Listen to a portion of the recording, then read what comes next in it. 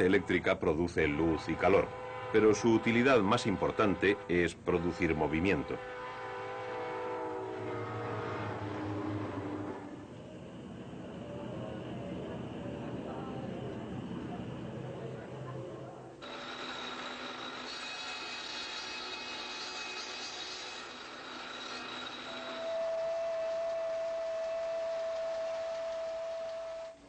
Para ver cómo la electricidad produce movimiento, debemos comparar ciertas fuerzas. Fuerzas impulsadas por cargas eléctricas y fuerzas impulsadas por imán. Los polos norte y sur de un imán son los puntos de concentración del campo magnético que lo rodea. Dicho campo se muestra generalmente así, en dos dimensiones, pero en realidad los campos magnéticos tienen tres dimensiones, en el espacio que rodea al imán. Como resultado de la interacción del campo que rodea al imán, se puede utilizar un imán para poner en movimiento a otro, atrayéndolo cuando los polos cercanos son opuestos, repeliéndolo cuando los polos cercanos son iguales. Una corriente eléctrica puede producir también un campo magnético. La corriente eléctrica que fluye por un cable es en realidad una corriente continua de electrones, diminutas unidades de carga. Esta corriente forma a su alrededor un campo magnético. Cuando la corriente deja de fluir, el campo se derrumba. Cuando empieza a fluir de nuevo, reaparece el campo magnético. Y dos campos magnéticos interactuando pueden producir movimiento.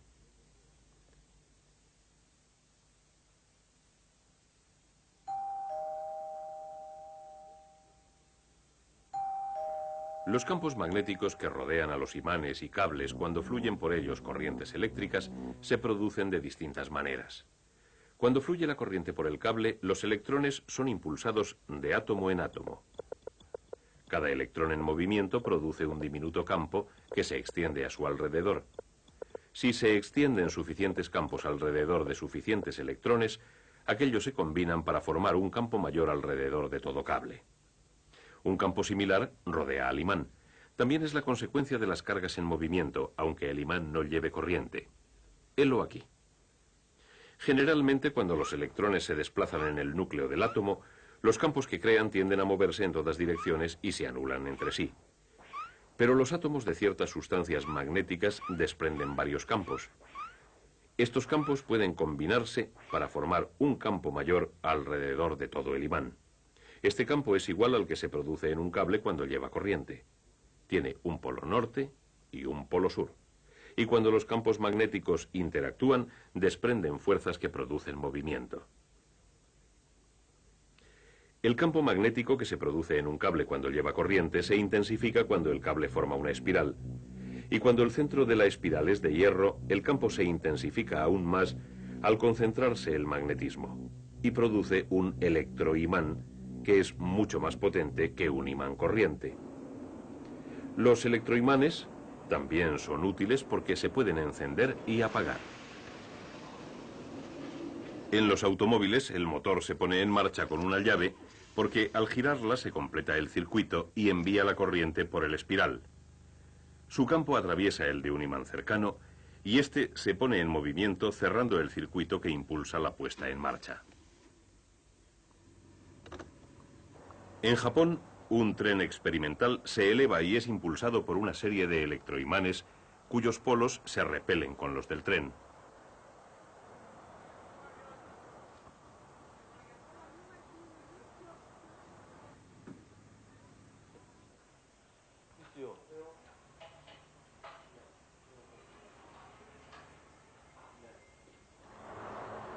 La fuerza magnética eleva el tren por encima de la vía y lo mantiene centrado durante su recorrido.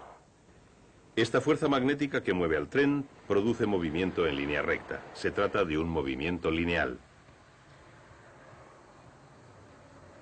Pero los motores eléctricos utilizan espirales o bobinados que llevan corriente, a la vez que imanes para producir movimiento giratorio. Las piezas más importantes de un motor son el imán y el espiral o bobinado. El imán suele tener forma de U. Uniendo los polos de esta manera se concentra el campo en el espacio que hay entre los dos.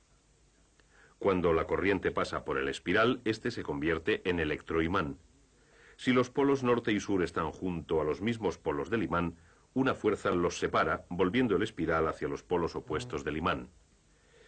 Pero si se invierte la dirección de la corriente, cuando el espiral se desliza, es impulsado de nuevo.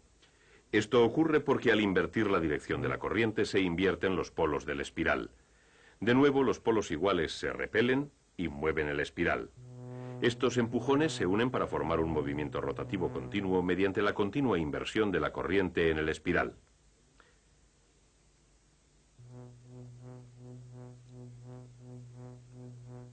Este tipo de corriente invertida es la que se suministra a las casas. Se llama corriente alterna porque cambia constantemente de dirección, cerrando el ciclo cada 50 segundos.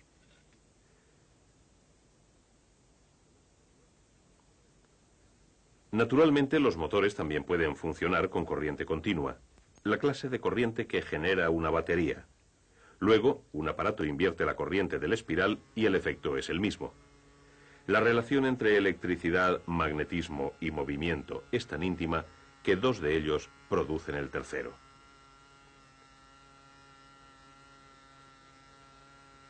Por ejemplo, la potencia del agua que cae en una presa o la potencia del vapor de una planta eléctrica hacen girar un enorme imán mediante el espiral de un generador. El movimiento del imán produce una fuerza electromagnética en el espiral que hace que la corriente fluya por el cable. O sea, el movimiento y el magnetismo producen electricidad en el generador, mientras que la electricidad y el magnetismo producen el movimiento de un motor. La mayoría de los motores eléctricos dependen de la corriente que producen los generadores, y estos son los responsables de las enormes cantidades de energía eléctrica de que depende nuestro mundo tecnológico. Los generadores que proporcionan la mayoría de nuestras necesidades producen corriente alterna de la siguiente manera. Se montan dos argollas en el eje sobre el que gira el espiral. Las argollas toman contacto con dos escobillas de carbón o de cobre. Estas escobillas conectan las argollas a un circuito externo y cuando el espiral gira en el campo magnético, una mitad se mueve hacia arriba y la otra mitad hacia abajo. Esto produce una corriente de dirección única. Conforme va girando el espiral, la mitad que se movía hacia arriba ahora se mueve hacia abajo y la otra mitad también ha invertido su dirección. Este cambio de dirección invierte la dirección de la corriente y de esta inversión constante surge la corriente alterna.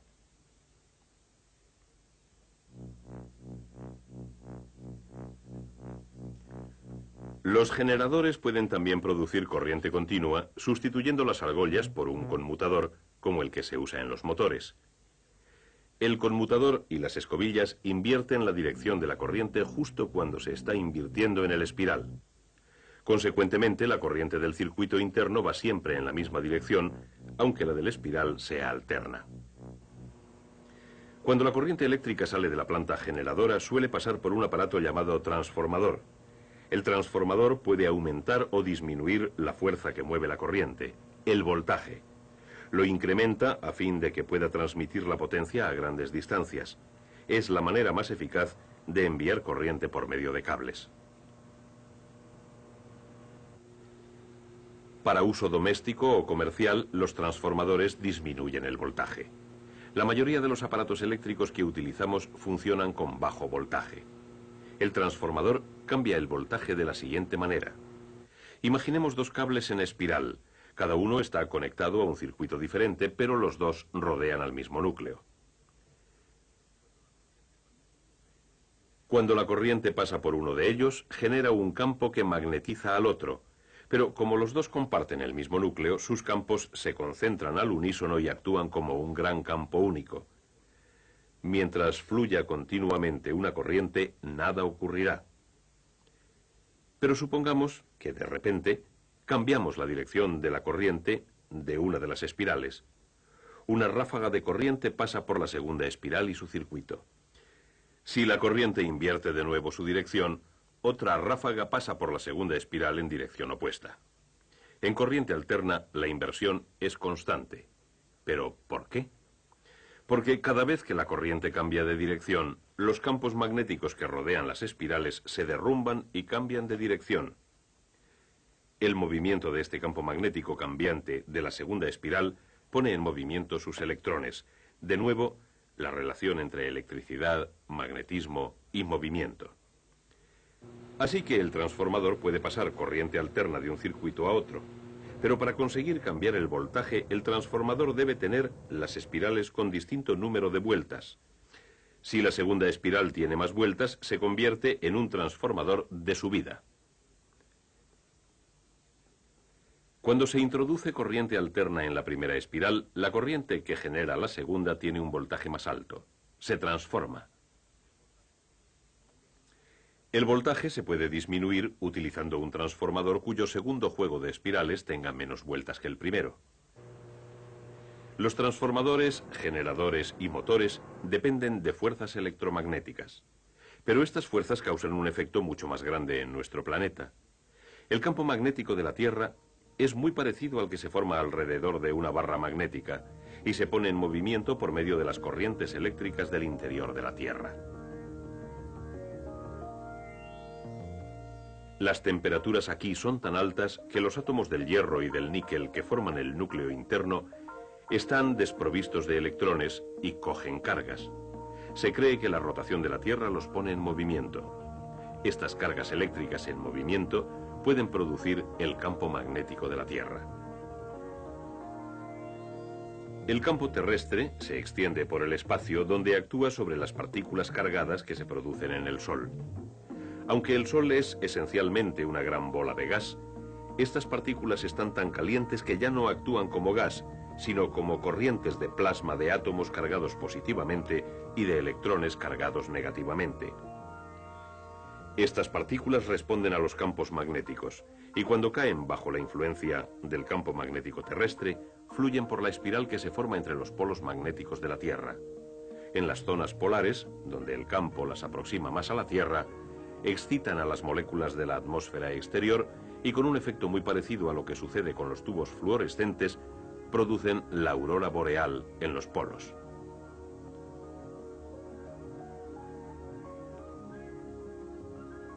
El color blanco verduzco lo producen los átomos del oxígeno, que también pueden crear una luz carmesí cuando el plasma tiene gran cantidad de energía. Los átomos de nitrógeno añaden franjas azules y violeta.